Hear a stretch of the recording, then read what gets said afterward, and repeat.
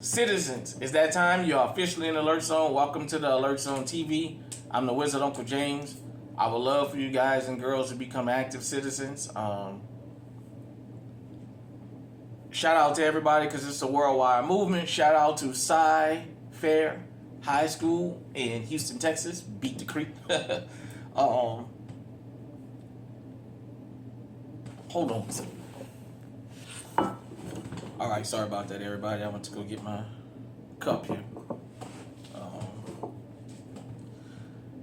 Let's get right into it. So, this is another part of my gun collection, pros and cons. Let's get right into it.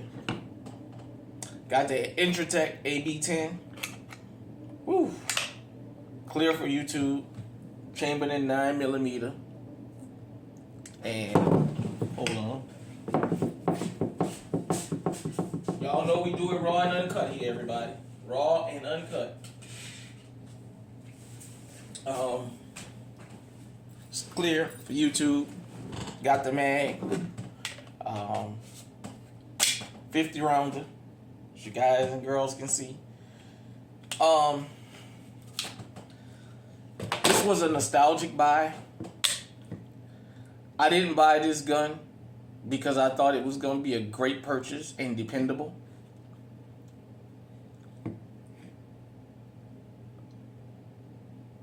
As you guys can see, I'm speechless about this thing.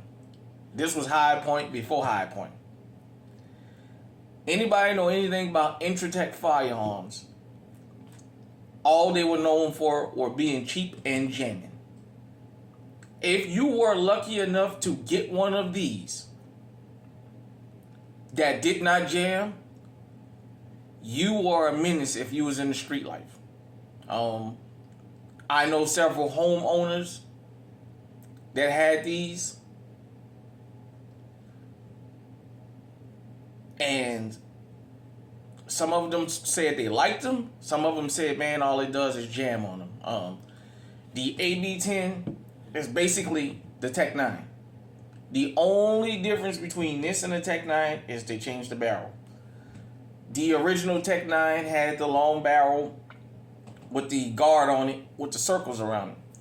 And believe it or not, the reason Intratec had to go to this is they said the original Tech-9 was so menacing, just the sight of it. And that basically the government stepped in and told them they had to redesign this because that gun was too menacing looking. So it looks like an old grease gun.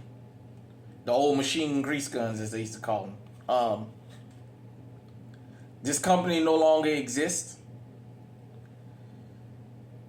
A good gunsmith can probably change the internals in here and get these things to work.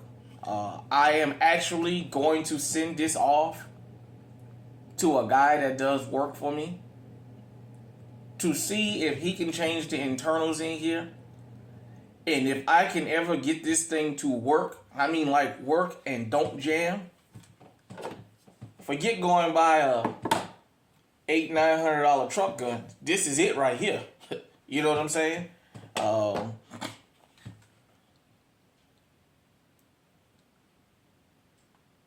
The pro to it, it's simple to work. You can find these like nothing, the 50s and the 30s. The con, and it's 9mm, so it has no recoil. The con to it is the goddamn thing don't always work. It's like my High Point, aka 50-50, aka you bet your life. You taking a chance on your life with this thing. So that is the con to this gun. It's like, I don't know, plastic at the bottom. It feels cheaper than them polymer firearms. And the top of it being some kind of metal. I'm not going to say particularly what because I'm not 100% sure and I don't need nobody bombing me in the comment section. But I think the way it's designed is That's why it doesn't have the recoil. It's not like an all metal firearm like this that would be extremely heavy. The bottom of it makes it light enough where you can carry it. I'm assuming the top of it is so when you shoot, the recoil on it. You know, if I can get it to go off, it has no recoil. It's just getting it to consistently fire is the issue that I have. I've seen people on YouTube do mag dumps with these and not have a jam. I haven't been that lucky. I would love to and still have it on my list to get an actual old school Tech-9. The prices of them have went through the roof. People don't buy them because of the shootability. People buy them because of what they were. I'm 45. If you're on Gen Xer or older, you guys know when crack came in the hood, these showed up, the actual Tech-9. And for the ones that work, man, they would people would. I'm speechless. All I can say is if you live back in that time, you know what the Tech-9 meant to the street. The Tech-9 was like the AK-47 of Draco or what have you of today. Or the ARP. Now I see a lot of the street guys carrying the ARPs. That's what the Tech-9 meant to the street back then. It was the must-have. And if it did not jam, man, guys and girls would terrorize people. So, like I said, Intratec no longer exists. It's like I said, I bought it more for nostalgia. The lack of dependability is the only con I have to this gun. If it did not jam, you don't even need a brace for this. The way that this thing is made, you can just, it's not the greatest sights, but still, you can just cut loose with this thing and you don't have to worry about it jacking away from you. I mean, it would be a smooth shooter if it was dependable. Like I said, I'm going to work with it and see maybe if there's something I can do to get the internals changed and see if I can get this thing to actually work like it's supposed to. But if I can, oh boy, this will definitely be my truck gun. You can call me whatever the hell you want. I got 50 plus 1 and something like this that's not going to jam. All I got to do is throw the stick in it and get busy.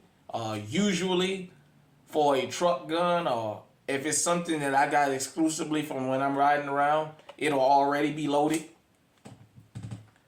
and sitting on the seat. Or sitting where I can grab it and go to work with it. So I'll only take the mag out of it. Probably if I'm putting it in the bag to carry it with me. Other than that, it will stay loaded in the vehicle. I don't believe in having a truck gun that's in the bag when you're in the vehicle. That's the whole purpose of you taking it with you. A truck gun, car gun, whatever you want to call it. The whole purpose of having it with you is that when you're in the vehicle, it's loaded and it's ready to go. And when you're out of the vehicle, if you have it in your backpack, you have something on you, on your person, until you get into the vehicle. So, that's all I got to say about this. The Intratec AB10 slash Tech-9. Do you have one? Have you ever shot one? Have you ever heard of these? If not, I encourage you to go online, go on YouTube and just watch videos about them. Go look at old game videos and stuff and you'll hear people talk about it, man. As long as they didn't have an issue with it, man. This thing, unfortunately, was responsible for a lot of carnage. That's what it was designed for carnage. Hit me in the comment section, let me know what you think. Until next time, stay safe, stay armed, stay on high alert.